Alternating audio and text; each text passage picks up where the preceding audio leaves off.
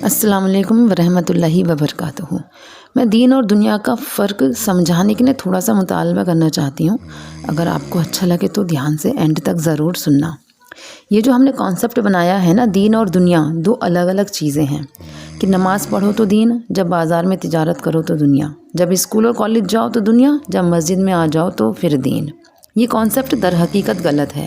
اس concept نے امت کو بہت نقصان پہنچایا ہے، اور یہی وہ کانسیپٹ ہے جس کے نتیجے میں ہمارے درمیان ایک بہت بڑا خلا پیدا ہوا ہے۔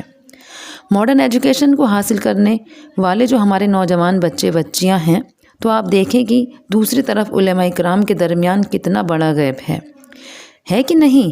یہ سب دین اور دنیا کو الگ الگ کرنے کا نتیجہ ہے۔ انہوں نے یہ سمجھا کہ بھائی ان کی جو زندگی ہے، ان کے جو پریکٹیکل چیلنجز ہیں وہ الگ ہیں، ان کی زبان، ان کی اصطلاحات الگ، ان کے طریقہ کار الگ۔ دوسری طرف علماء کرام جنہوں نے دینی علم حاصل کیا، لیکن وہ دنیا کے موجودہ سارے علماء کی بات نہیں کر رہی ہوں، ظاہر ہے بڑے علماء بھی موجود ہیں الحمدللہ، جو امت کی رہنمائی فرما رہے ہیں اور امت کے نوجوانوں کے مسائل کو بھی حل کر رہے ہیں۔ لیکن ایک بڑا طبقہ یہ بھی دیکھا جا رہا ہے کہ مدارس میں بھی اور کالجز یونیورسٹیز میں بھی کہ ایک دوسرے کے ساتھ کولیبوریٹ نہیں کر پا رہے خیر کے کاموں میں۔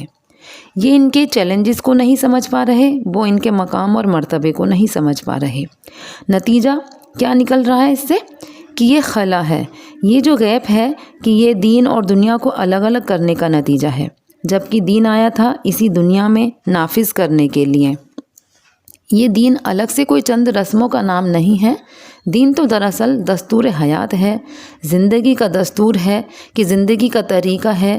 ہم علم کیسے حاصل کریں یہ دین بتاتا ہے، ہم شادی کیسے کریں یہ دین بتاتا ہے، شادی کے بعد کی زندگی کو کیسے جئیں، بچوں کی پرورش کیسے کریں یہ بھی دین بتاتا ہے، ہم اپنے ماں باپ کے احترام کو کیسے ہمیں کرنا ہے یہ بھی ہمیں دین بتاتا ہے، ہم اپنی جوانی کیسے گزاریں یہ بھی ہمیں دین ہی بتاتا ہے۔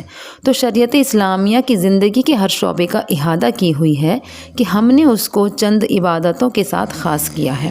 ہم نے سمجھا کہ صرف نماز روزے کا نام جو ہے وہی دین ہے، اور مسواک کر لینے کا نام بھی۔ یقیناً یہ دین کا بڑا حصہ ہے اور بہت ہی بڑا حصہ ہے الحمدللہ، لیکن کامل اور مکمل دین کا مطالبہ صرف قرآن کریم ہی کرتا ہے۔ اگر آپ کو میری بات سمجھ آئی ہے تو ویڈیو کو لائک، شیئر اور سبسکرائب ضرور کریں۔ اللہ حافظ۔